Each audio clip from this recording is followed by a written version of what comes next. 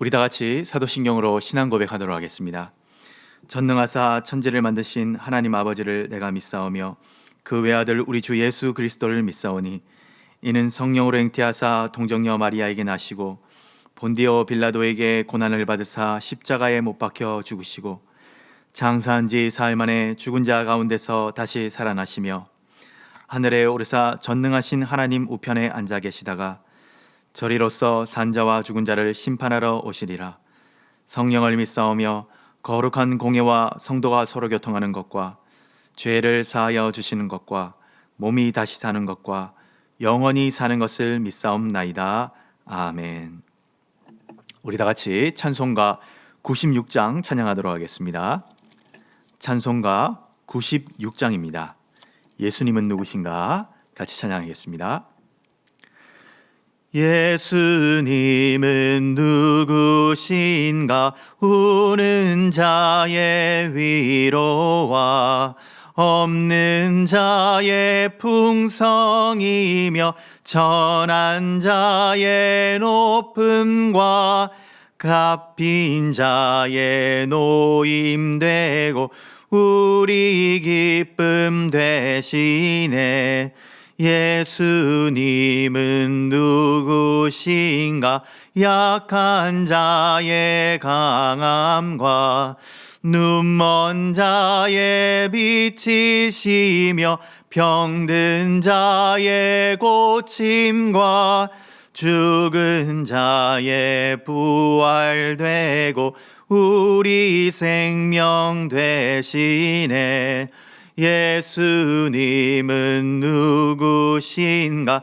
추한 자의 정함과 죽을 자의 생명이며 죄인들의 중보와 멸망자의 구원되고 우리 평화 되시네.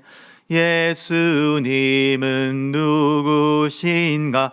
온 교회의 머리와 온 세상의 구주시며 모든 왕의 왕이요 심판하실 주님 되고 우리 영광 되시네.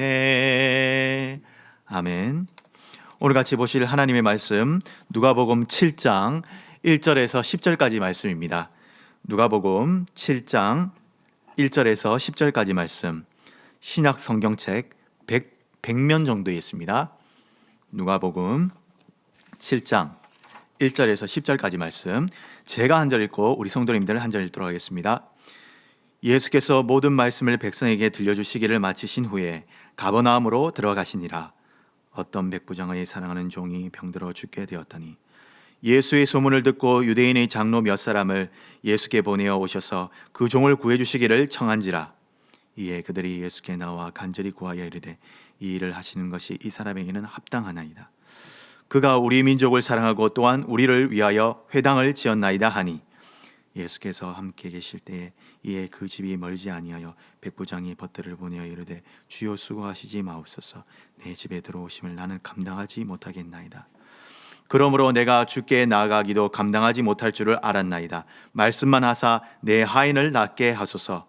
나도 남의 수하에 든 사람이요 내 아래에도 병사가 있으니 이더러 가라라면 가고 저더러 오라면 오고 내 정도로 이것을 하라면 하나이다.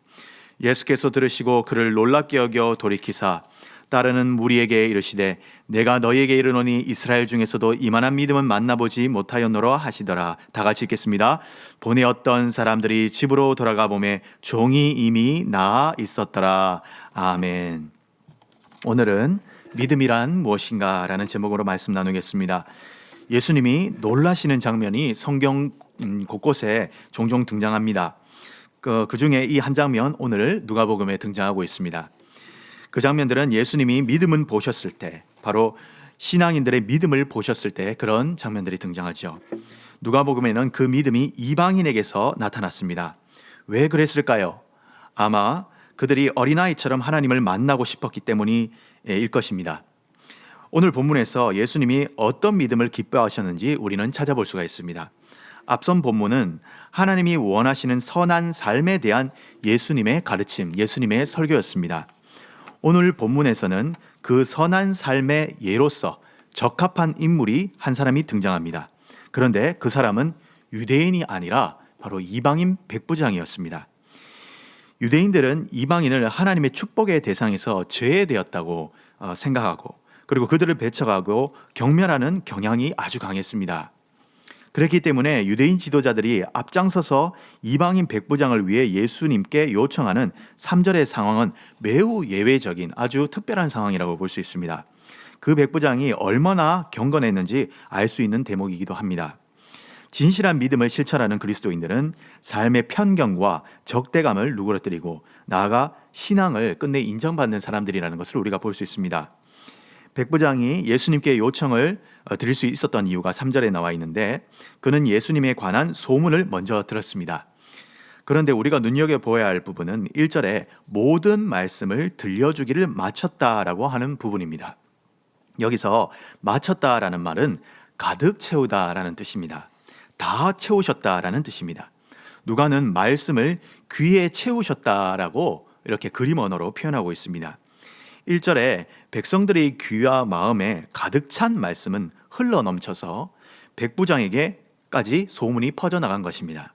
그래서 7절의 백부장은 말씀으로만 고쳐달라는 부탁을 하게 되는 것입니다.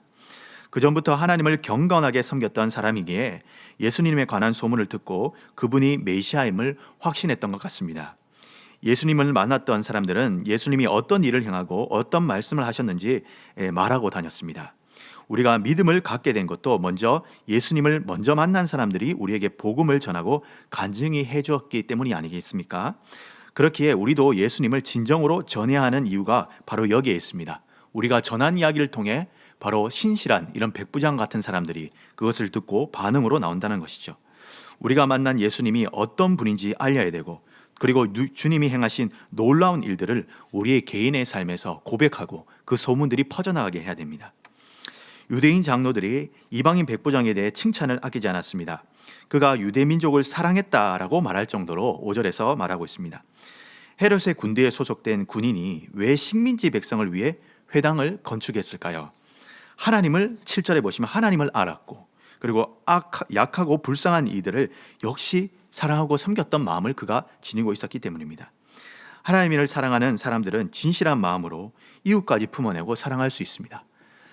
이웃을 향한 사랑이 하나님을 믿는 신앙의 뿌리를 두고 있을 때 그 섬김은 인종의 벽, 정치적 벽, 국가적 벽을 넘어서 그 사랑이 전파되는 것입니다.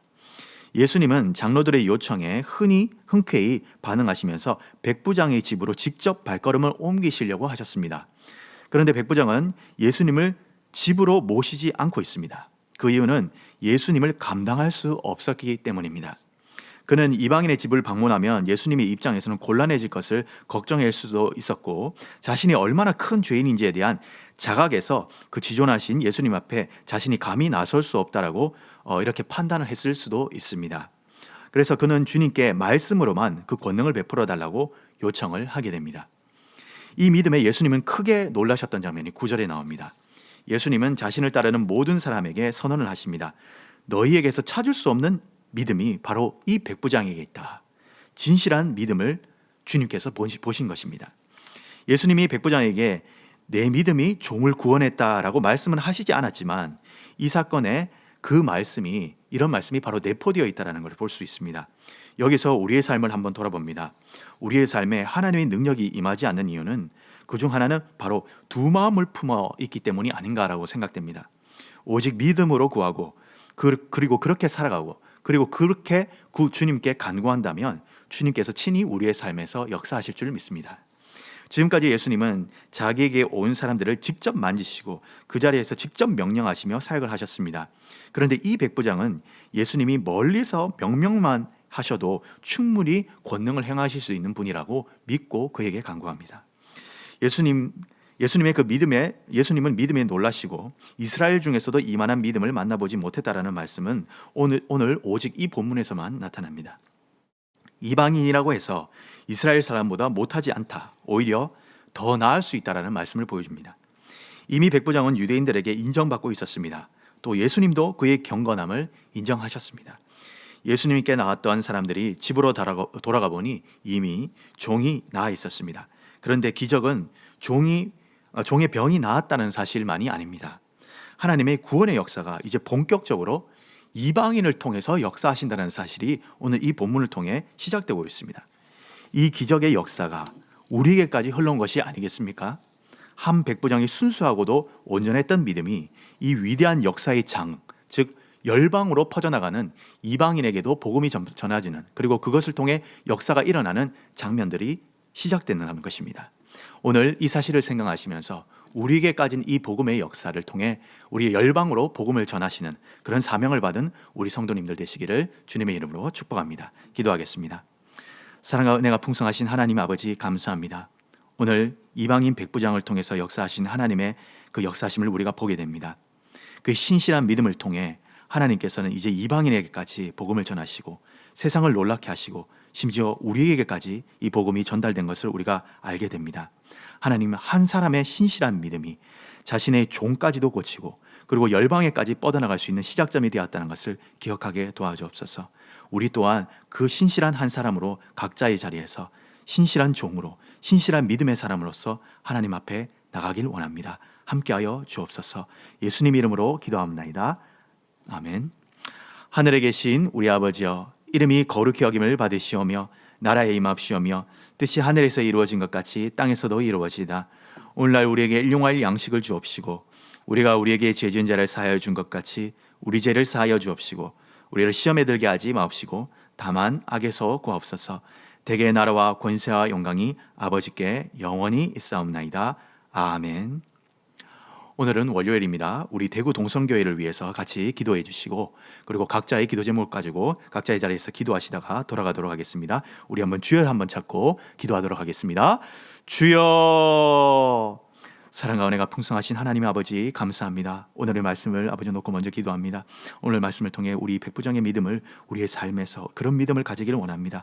그래야 아버지와 백부장의 믿음과 같이 우리의 삶에 있어서 그 믿음의 확장들이 일어나고 내 삶에서 연약한 자들을 사랑하고 품어내면서 주님께 간구하는 백부장처럼 그런 신실한 믿음 갖기를 원합니다.